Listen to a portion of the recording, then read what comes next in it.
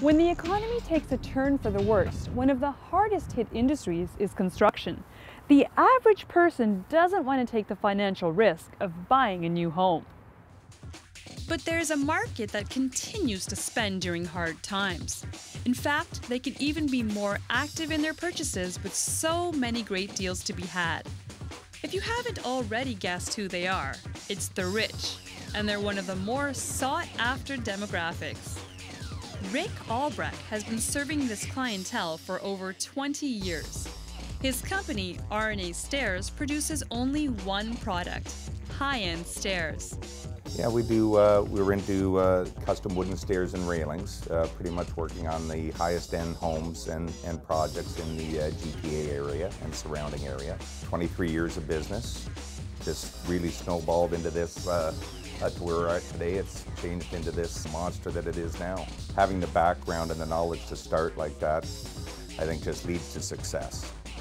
It's funny, it was one of the first jobs I had at a high school, and yeah, I kind of liked it. I worked for a place for about 5 or 6 years, and that's where I hooked up with my ex-partner, and we started it. And like I say, it was always interesting. You're using your brains, you're using your brawn, and you know, the combination of both like that, and meeting people out there, the dealings with everybody and stuff. Yeah, it's just very interesting to me.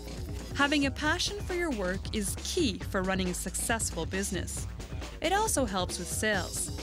Dealing with an elite clientele requires high-end finish and a lot of added value.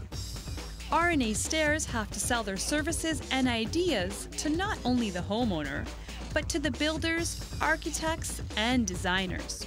The rapport we have with our clients is next to none, from right away from the product to the service issues to, you know, start to finish of the product, the experienced men we have, just the whole thing, you know, from the dealings with the people.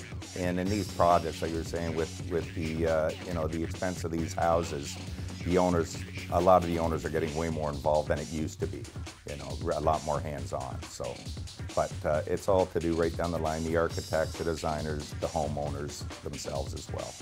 Selling to an affluent market sounds like a good idea. After all, that's where the money is. But to succeed in this marketplace, you have to have a better product and the suppliers and staff that can provide a higher standard of production. When providing to a wealthier market, nothing can be more powerful than word-of-mouth testimony. We approach that market, and you know, you meet another client, somebody else tells somebody else, you meet another builder, and so on and so on, and it just, like I say, grew to what it is today from that kind of thing. You know, just, you know, from the dealings with the clients, and the product speaks for itself, the service end of it, all of these issues. It's been 23 years of business, and I've got guys out there that have been with me to 20 years, 18 years, 17 years, and you know what? The shoe's on both feet. You look at their side of the coin, you look at my side of the coin, and we, you know, you just treat the guys right, and it just comes back to you in a big way. By providing a higher-end product and the customer service that R&A Stairs clients require, Rick has managed to continue to grow his business, even in leaner times.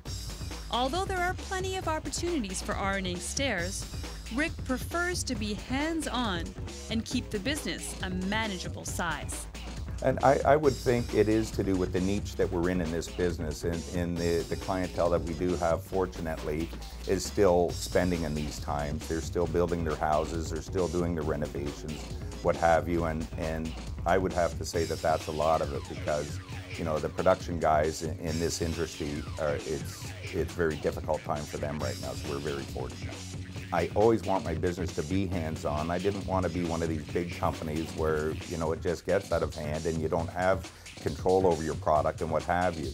I still foresee a lot of the in-shop work. I do all the dealings on the road, you know, checking the guys on the road, looking at the product installed, dealing a lot with the service issues myself as well, and you know, just very, very hands-on. So I never really wanted to be a big company.